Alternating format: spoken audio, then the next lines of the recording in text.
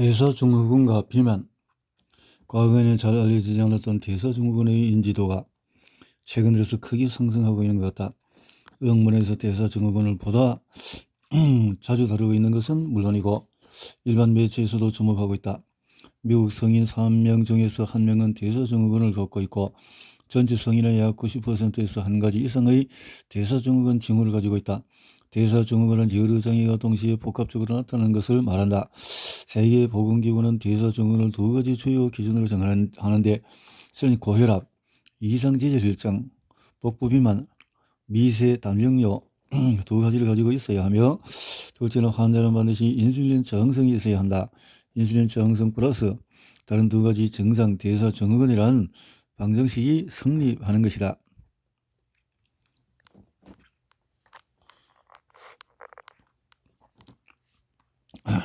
신장은 혈액량과 뼈 건강, 폐지 기능 등을 조절하는 데 도움을 준다. 간단히 말해서 신장이 제대로 일하지 않으면 몸은 정상적으로 돌아갈 수가 없다. 신장결석은 사람이 겪을 수 있는 가장 심한 고통을 수반한다. 또 신장에서 생성된 결석이 소변으로 배출되는 과정에서 엄청난 통증을 발하는데 이를 요로결석증이라 한다. 인슐린 저항성이 인제로 작용하는 것이 이 부분이다. 인슐린 저항성은 신장결석 형성에 이상적인 조건을 갖는 두 가지 미묘한 생리적인 변화로 이어지기 때문이다. 첫째로 고농도의 혈중 인슐린은 혈중 칼슘의 양을 늘린다. 지나치게 많은 칼슘은 심장에 영향을 주는 등 다양한 문제를 유발한다. 칼슘은 가장 흔한 유형의 결석을 형성한다. 높은 혈중 칼슘 농도는 병리적인 상태이기 때문에 끊임없이 칼슘을 흐르고 이 과도한 칼슘을 소변을 통해서 소량씩 제거한다. 혈액 속의 칼슘 농도가 올라가면 신장은 정상보다 더 많은 칼슘을 또 결국 바로 생성된 소변의 칼슘이 엄청나게 과부하되는 시점이 찾아오게 된다. 인슐린 저항성과 신장결석의 두 번째 연결고리는 소변의 산도와 알칼리 농도 혹은 pH 수치에 미치는 영향이다. 신장이 체내 pH 적절한 균형을 맞추는 작용을 한 결과로 소변은 신체의 다른 것보다도 산도가 높다. 우리는 인슐린 저항성이 소변의 pH 변화에 어떻게 연결되어 있는지 막연하게만 알고 있을 뿐이다. 인슐린 저항 상태의 신장은 소변 내 산도를 유지할 분자를 만들 능력이 감소할 가능성이 높다. 소변의 pH가 더 알칼리성으로 변화되면서 다양한 분자를 용해시키는 능력이 점점 떨어지는 것이다. 그 결과로 결석의 형성이 시작이 된다. 신부전은 여가 기능을 비롯한 대부분의 신장 기능이 치명적인 손상을 입은 상태다. 신부전을 일으키는 가장 흔한 원인은 제2형 당뇨병이 인슐린 저항성에 기인한다는 것을 기억한다면 인슐린 저항성이 신부전의 위험을 50% 높인다는 이야기도 그리 놀랍지 않을 것이다. 인슐린 저항성이 심할수록 위험은 커진다. 가장 인슐린 저항성이 심한 사람들은 경미한 인슐린 저항성을 가진 사람들에 비해서 신부전 발병 위험이 4배나 높다. 중요한 점은 포도당 수치가 정상인 때에도 이런 일이 일어난다는 것이다. 인슐린 저항성과 신부전의 정확한 연결고리는 아직 밝혀지지 않았다. 일련의 증거들이 신부전이 고혈압, 고지혈증 등 인슐린 저항성이 유발하는 특정한 합병증의 결과라고 지적하고 있기는 하지만 어쩌면 단순히 지나친 인슐린 지방소거식에 흥미롭게도 인슐린 민감성에 대해서라면 우리의 지방조직은 장인어른의 북소리에 맞춰서 진군한다. 아침에 인슐린 저항성이 약간 더 높아지는 신체와 달리 지방조직은 아침에 인슐린 민감성이 가장 높고 저녁에 가장 낮다. 인슐린이 지방연소를 막고 지방세포의 성장을 촉진하기 때문에 인슐린을 폭발하게 하는 메뉴를 아침에 먹으면 저녁에 먹을 때보다도 우리 몸에 더 많은 지방을 더할 수 있다. 탄수화물 제한. 지나치게 많은 인슐린이 인슐린 저항성의 주된 동이라는 것을 알면 해법의 반응사슬은 확연하게 드러난다. 탄수화물을 적게 먹는다. 혈당이 떨어진다. 혈중 인슐린이 떨어진다. 인슐린 민감성이 개선된다. 인슐린이 낮아지면 인슐린 장치의 개종 일종의 제 설정이 이루어진다. 우리가 먹는 음식의 연관성을 명확하게 이해하려면 각각의 다량 영양소의 영향을 확실히 알아둘 필요가 있다. 인슐린 분비 통계 차트에서 보듯이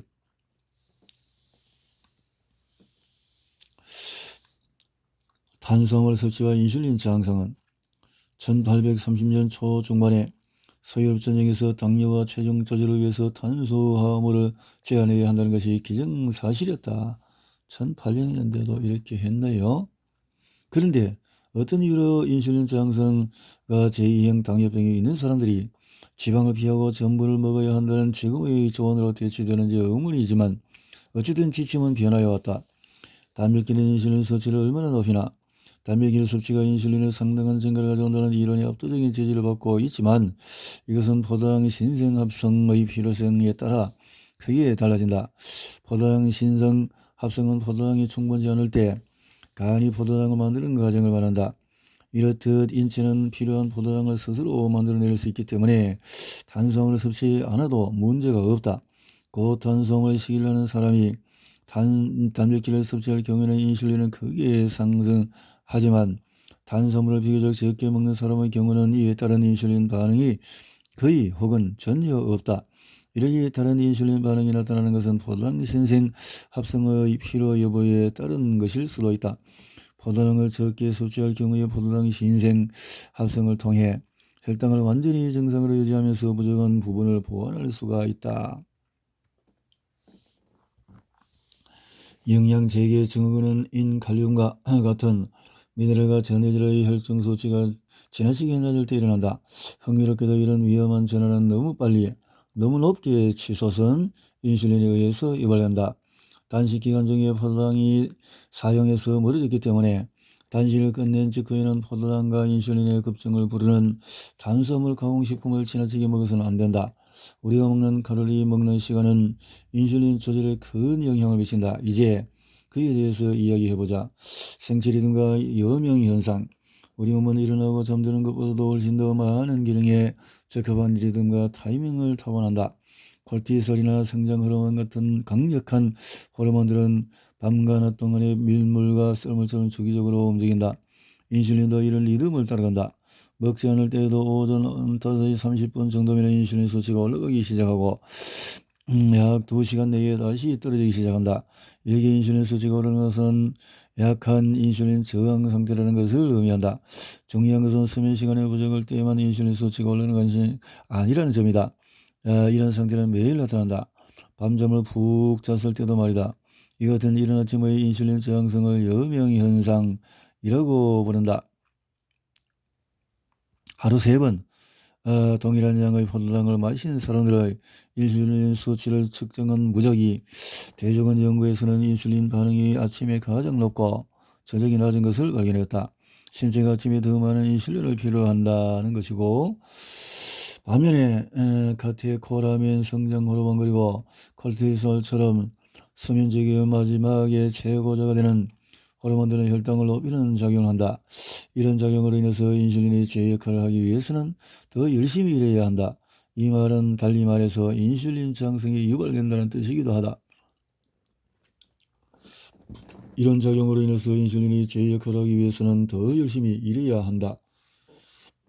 실제 음식으로 바꾸어서 얘기하면 같은 토스트를 먹더라도 저녁보다도 아침에 더 많은 인슐린이 필요하다는 뜻이다. 이런 관점에서 보면 아침 식사가 다른 끼니보다 더 중요하다. 아침을 걸으면 건강에 좋지 않다는 말을 자주 듣곤 하는데 매일 아침 우리가 경험하는 인슐린 저항성을 생각하면 인슐린 저항성과 싸우기 위해서 아침을 거르는 것이 낫지 않을까? 이와 관련된 연구들은 어떤 이야기를 하고 있을까?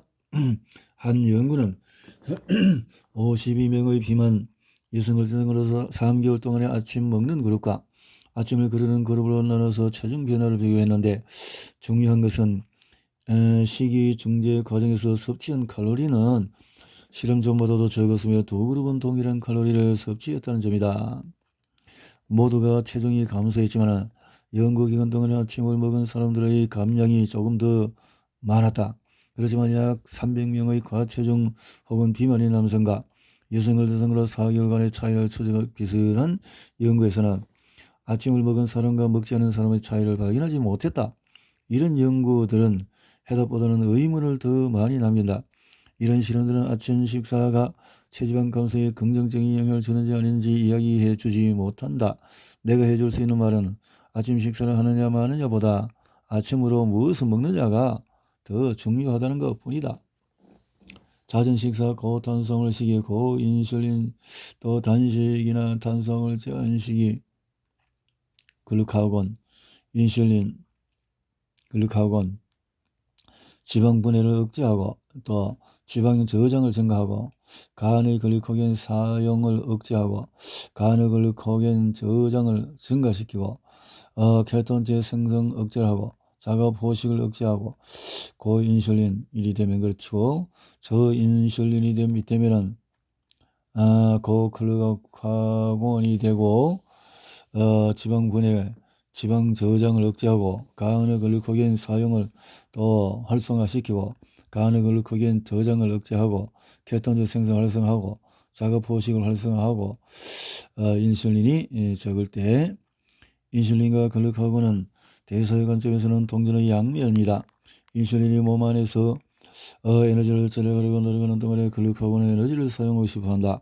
글루카곤은 몸이 지방세포를 압박해서 그들이 가진 지방을 공유하도록 하고 간을 압박해서 그들이 포도당을 공유함으로써 저장된 에너지를 방출하기를 원한다. 인슐린과 글루카곤은 대사 과정에서 서로 반대되는 작용을 하기 때문에 이 두 호르몬의 균형은 어떤 대사 과정에 실제로 일어날지를 결정한다. 따라서 인슐린 글루카곤 비율을 통해서 단식과 식사가 미치는 영향을 관찰하는 것이 대단히 유용하다. 무엇이 우리를 배고프게 하는가? 우리는 배고픔이 위의 기능이라고 생각한다. 이런 생각은 섬유질처럼 부피가 큰 어떤 것을 먹어서 배는 채우되 섭취하는 총 칼로리를 늘지 않게 되는 식습관으로 이어진다. 그렇지만 배고픔을 느끼는 것은 단순 공복이냐 아니냐의 문제가 아니다. 배고픔을 느끼는 것은 세포의 에너지가 제공되느냐 안 되느냐에서 출발하기 때문이다. 세포들의 에너지가 충분히 공급되지 못하면 뇌에서 공복감을 활성화시키고 우리는 위를 통해서 배고픔을 느낀다. 만약에 공복일 때 무조건 허기를 느낀다면 음식을 먹지 못해서 링거로 영양조사를 맞는 사람들은 심한 배고픔에 시달리겠지만 그런 일이 생기지는 않는다. 에너지와 먹는 양 중에서 어느 것이 배고픔과 연관되어 있는지 알아보던 연구자들은 영양주사에 포도당만 포함되어 있는 경우에는 주사를 맞아도 배고픔을 느낀다는 것을 발견했다. 하지만 영양주사에 지방도 포함되어 있으면 배고픔을 느끼지 않았다. 달리 말해 같은 공복 상태에서도 세포가 충분한 에너지, 지방 형태로를 감지했을 때 몸은 포만감을 느낀다는 것이다. 세포에 충분한 영양이 공급되면 공복인지 아닌지는 더 이상 신경 쓰지 않아도 된다. 단식은 대단히 강력한 도구다. 하지만 어떤 도구나 그렇듯이 현명하고 신중하게 사용해야 한다. 단식과 계열을 반드시 구분해야 한다. 단식이 해로워지는 때는 확실히 정해져 있지 않지만 너무 오래 계속되면 의도치 않은 결과가 나타날 수 있다. 단식에 개헌한 단식하는 사람이 어떤 체질이냐 단식을 어떻게 정의하느냐 필수 미네랄 섭취량을 어떻게 확보하느냐에 따라서 크게 달라진다.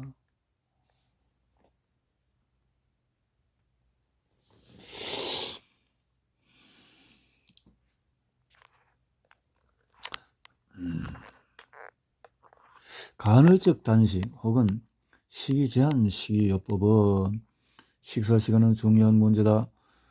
지금은 대부분 사람들이 그 어느 때보다도 자주 먹고 있기 때문이다. 40, 30년 전만 해도 대다수 성인과 어린이들이 식사 간격은 거의 5시간이었다. 반면에 오늘날에는 이 간격이 3시간 30분으로 줄어들었다.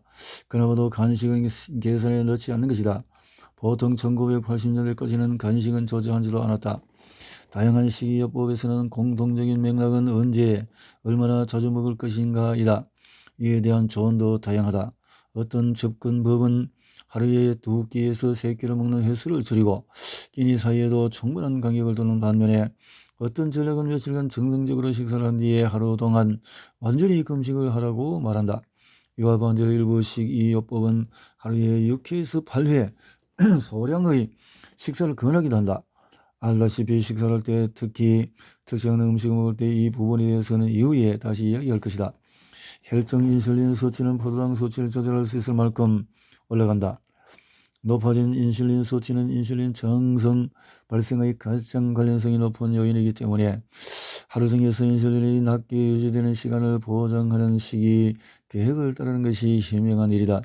이 이야기를 들으면 자주 먹을수록 인슐린 조절에 효과적이지 않다는 추정을 하게 될 것이다. 식사 시간에 대한 자료에서는 하루 동안에 몇 번 먹는지, 한 달 동안에 어떻게 먹는지 이 두 가지 측면을 봐야 한다. 장기간으로 볼 때 한 달에 한 번 정도 단식을 하는 환자들은 그러지 않은 사람들에 비해서 인슐린 저항성이 생길 가능성이 절반 정도이다. 짧은 시간을 두고 봤을 때는 매일 적은 양, 많은 양을 하루 두 번 먹는 것이, 세 번 먹는 것이 적은 양을 하루에 6번 먹는 것보다도 낫다면 세 끼보다도 적게 먹는 것이 좋을까? 아마도 일정한 시간 동안에 정상적으로 식사를 하고 전략적으로 금식을 하는 시간을 두는 것도 단식에 포함된다. 이때는 칼로리를 계산할 필요는 없다. 단식이 인슐린 민감성을 개선하는 데 효과가 있다는 것을 보여주는 증거가 있다. 물론 단식을 어떻게 하느냐가 영향을 미치지만 두 개의 연구가 간헐적인 단식에 대해서 연구했다.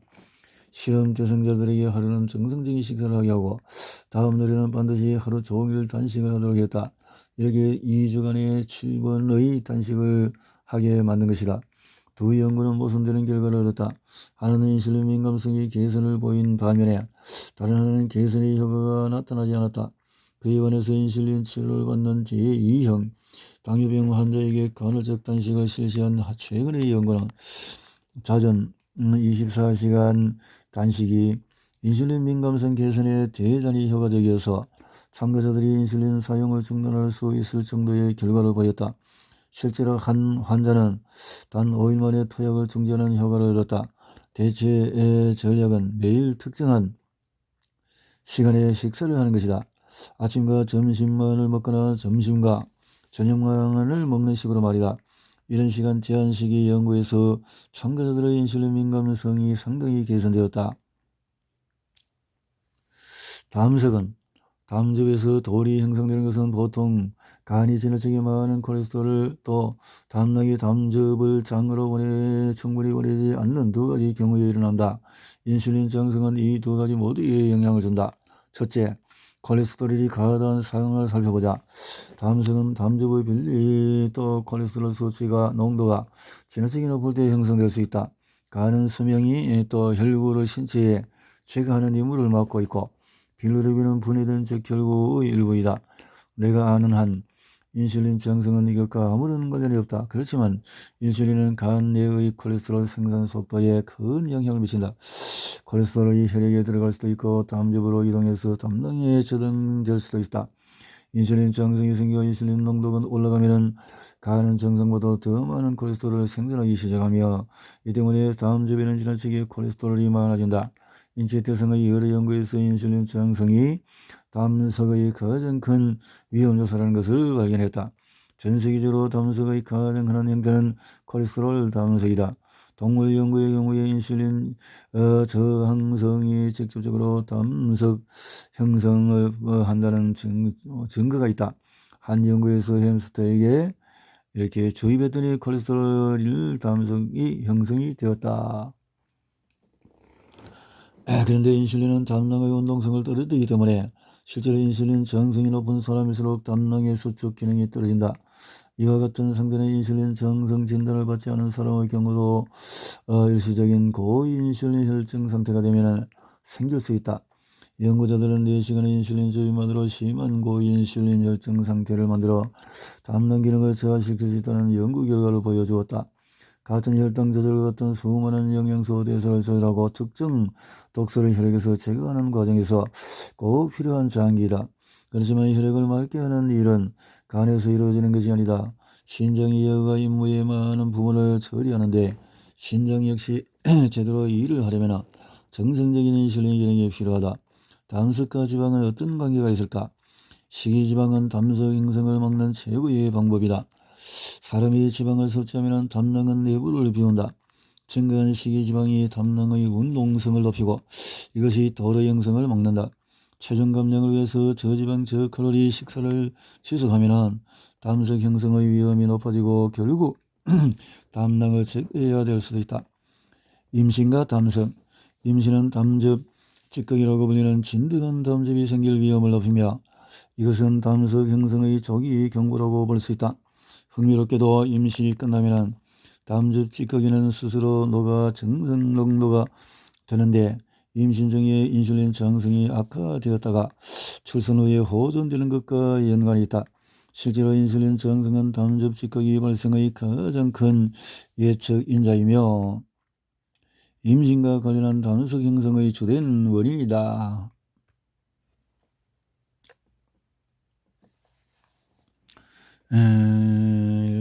이렇게 과당과 알코올 모두 간에서 대사가 이루어지며 에너지 생성에 사용되지 않을 경우에 대부분 지방으로 전환되는 공통점을 가지고 있다.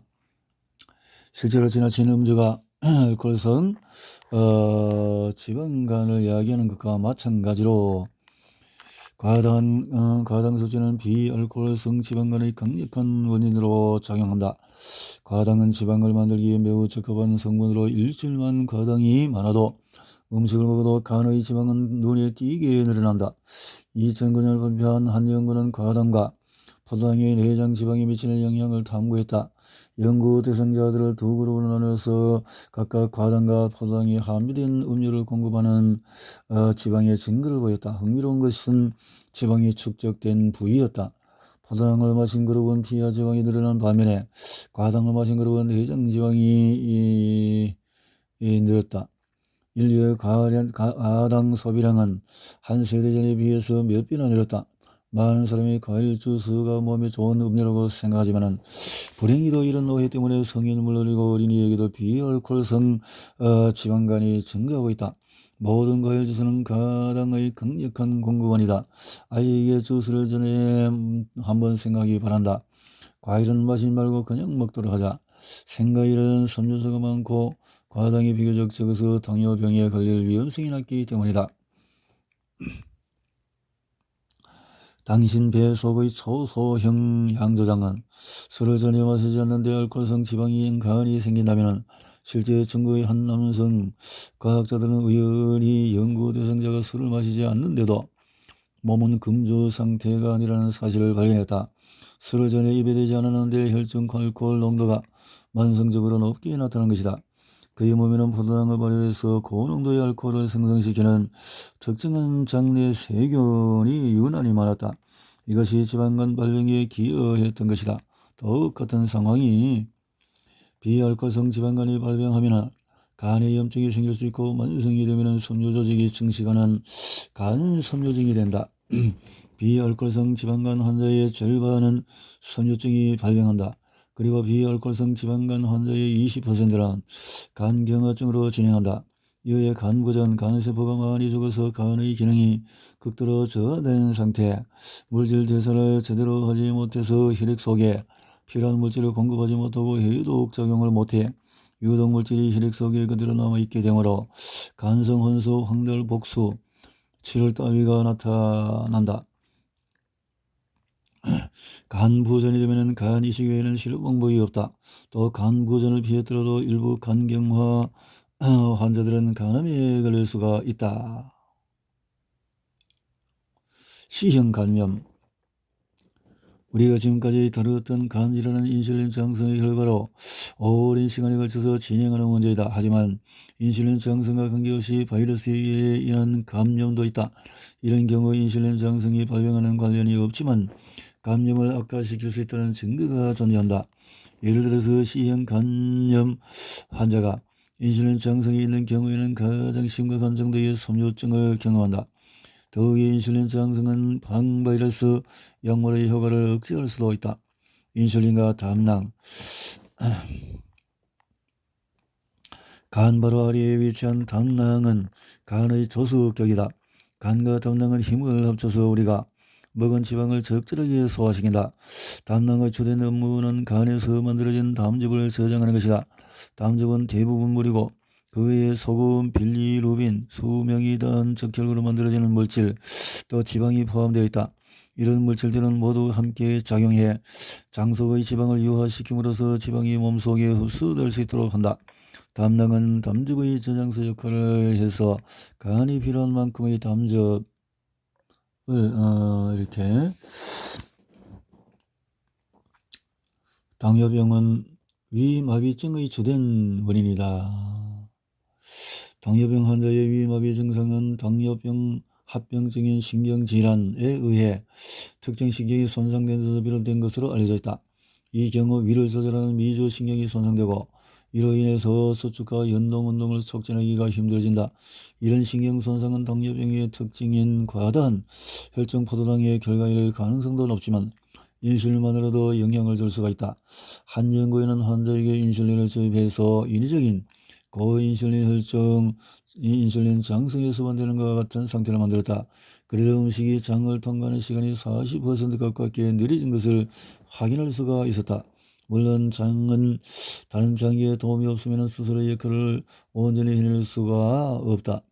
장은 기본적으로 음식과 노폐물이 통과하는 튜브이다.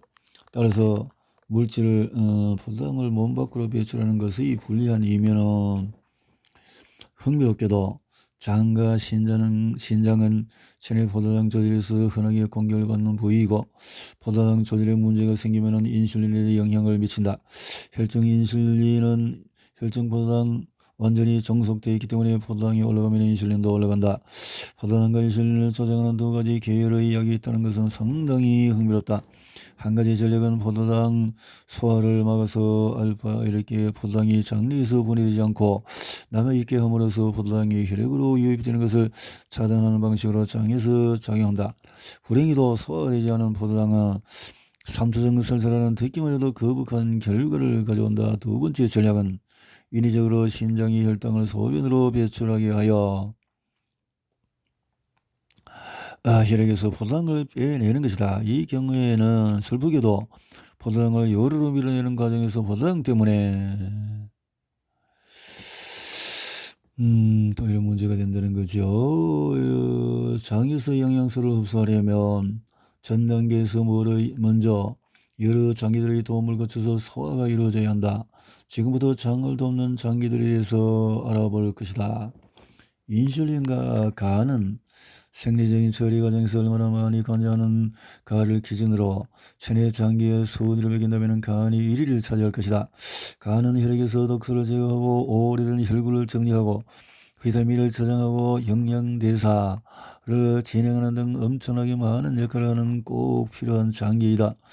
간에 인슐린 장성이 없다면 몸 전체에도 인슐린 장성이 생기지 않을 가능성이 높으며 인슐린 장성이 생기다면 가장 먼저 발현되는 장기도 간일 것이다. 건강한 간은 혈액 속의 인슐린을 감지할 경우 포도당을 받아들인다. 바로 사용하기 위해서가 아니고 신체를 위한 예비 에너지로 저장해두기 위해서이다. 간은 포도당의 일부를 글리코겐으로 나머지는 지방으로 전환시킨다. 이런 과정을 통해서 혈중 포도당의 양을 감소시켜 인슐린을 낮추는 데 도움을 준다. 그렇지만 인슐린 저항성이 있으면 간은 특이한 병리적인 상황을 맞는다. 혈액 내 포도당과 혈중 지방이 상승할 뿐만 아니라 잠재적으로 LDL 콜레스테롤의 크기를 변형시키는 것이다. 정상적인 상황에서는 글리코겐은 간과 근육에 예비 에너지로 저장되었다가 신체가 에너지가 필요할 때 느낄 때 저혈당이나 스트레스 소화 등의 도움이 필요할 때 다시 당으로 전환되어서 혈류로 방출된다. 인슐린 저항성이 있으면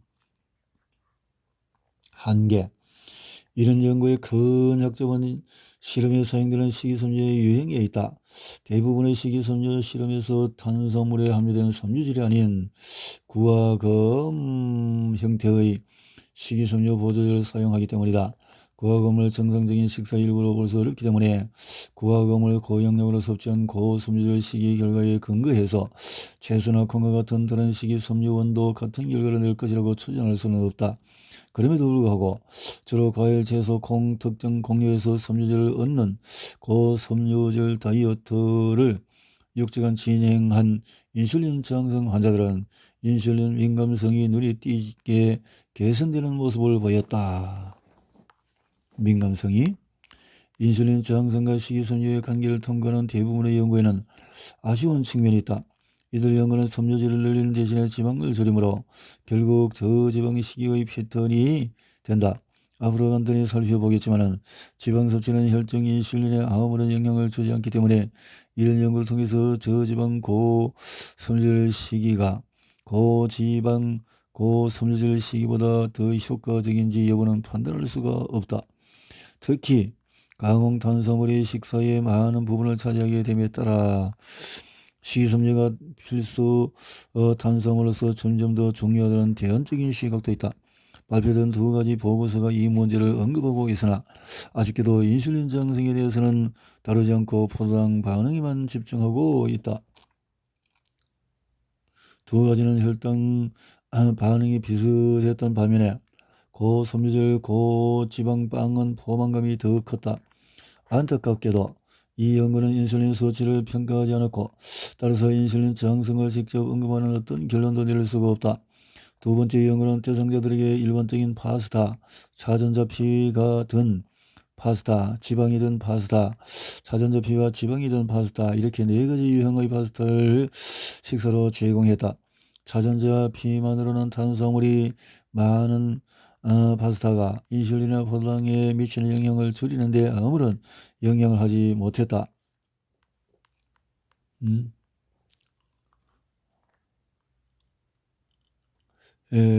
찬반으로는 지방만 추가한 것은 인슐린과 포도당 소치를 약간 낮추었고 자전자피와 지방을 모두 넣은 파스타는 인슐린과 포도당 소치를 가장 많이 낮추고 가장 큰 포만감을 주었다. 결국 섬유질은 인슐린 반응을 이끌어내는 설탕과 전분을 대체함으로써 인슐린 민감성을 개선할 가능성이 크다. 중요한 것은 섬유질의 공급원을 상세히 살펴보는 것이다. 어이없는 일이지만 대부분의 섬유질 보조제에는 주 재료의 하나로 설탕이 들어있음을 유념하자. 섬유질이 물에 녹는 정도에 따라서 식이섬유는 수용성과 불용성으로 나눌 수 있다. 용해도 외에 포도당과 인슐린 조절 능력에 따라서 식이섬유를 분류할 수도 있다. 극히 낮은 칼로리로 식이를 제한하면 몸은 스트레스를 느낀다. 이는 호르몬 수치의 변화에서 분명히 드러난다. 가장 두드러진 변화는 전형적인 스트레스 호르몬인 콜티솔의 상당한 증가이다. 콜티솔이 하는 호르몬 활동의 하나가 인슐린의 작용을 막고 혈당을 높이는 것임을 기억하라. 하지만 콜티솔과 인슐린의 적대적인 관계나 단순히 포도당을 높이려는 데 끝나지 않는다. 콜티솔은 근육을 인슐린 저항성으로 만든다. 게다가 갑상샘 수치는 급락하고 이는 대사율을 떨어뜨리는 것 외에도 여러 문제를 악화시킨다. 갑상샘 호르몬은 인슐린 신호를 정상으로 유지시키는 역할을 한다. 따라서 갑상샘 호르몬 저하는 몸을 더 심한 인슐린 저항성의 상태로 만든다. 심한 장기의 칼로리 제한에는 이런 무서운 결과가 따르는 반면에 약한 칼로리 제한은 분명히 인슐린 민감성을 개선시킨다. 다만 그 결과는 그리 극적이지 않다. 일례로 14주간의 제식 기반 저정 시방이 또 과체중 중년 여성에게 미친 영향을 살펴보면 인슐린 민감성은 대조군 참가자의 인슐린 민감성과 다르지 않았다. 탄수화물은 마지막에 밥이나 면 같은 특정 탄수화물을 끊을 수 없다면 간단한 속임수를 사용해서 인슐린에 영향을 줄일 수 있다. 탄수화물을 식사 마지막에 먹는 것이다.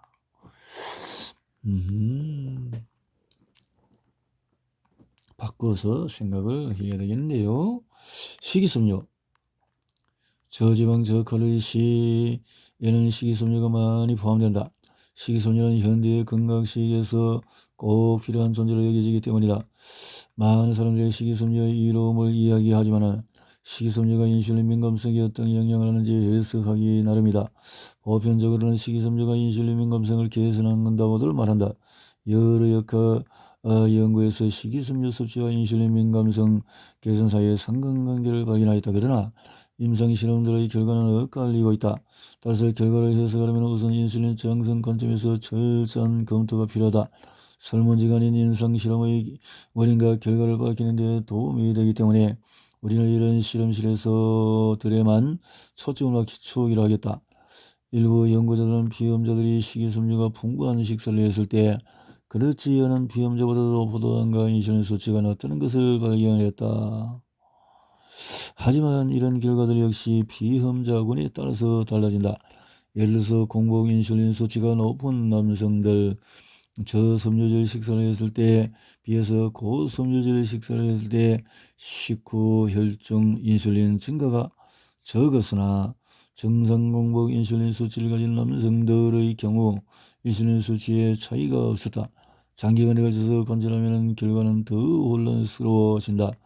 몇 주에 걸쳐서 식이섬유 섭취를 늘리자 비만이 아닌 당뇨병 환자 집단의 인슐린 민감성이 개선되는 것처럼 보였으나 비만인 당뇨병 환자 집단의 경우에 식이섬유 섭취가 인슐린 저항성에 아무런 영향을 주지 못했다.